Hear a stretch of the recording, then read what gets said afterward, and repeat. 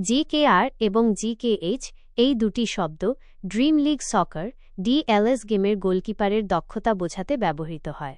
জিকেআর মানে goalkeeper reaction. এটি গোলকিপারের shot বা অন্যান্য বিপজ্জনক পরিস্থিতিতে কতটা দ্রুত প্রতিক্রিয়া জানাতে পারে তা নির্দেশ করে।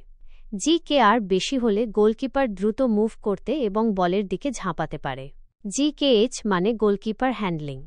এটি গোলকিপারের বল ধরার এবং নিয়ন্ত্রণে রাখার ক্ষমতা বোঝায়।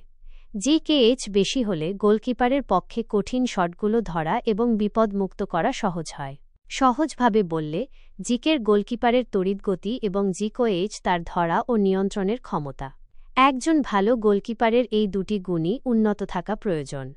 যদি জিকের বেশি থাকে কিন্তু জিকেএইচ কম থাকে, তাহলে গোলকিপার হয়তো দ্রুত শটের দিকে ঝাঁপাবে কিন্তু বল ভালোভাবে ধরতে পারবে না। অন্যদিকে যদি জিকের বেশি থাকে কিন্তু জিকের কম থাকে, তাহলে গোলকিপার হয়তো কঠিন শট ধরতে পারবে কিন্তু সেগুলোর জন্য দ্রুত পজিশন নিতে পারবে না। অতএব, ড্রিম লিগ সকারে একজন শক্তিশালী গোলকিপার পেতে হলে জিকের এবং জিকেএইচ উভয়ের দিকেই মনোযোগ দেওয়া উচিত।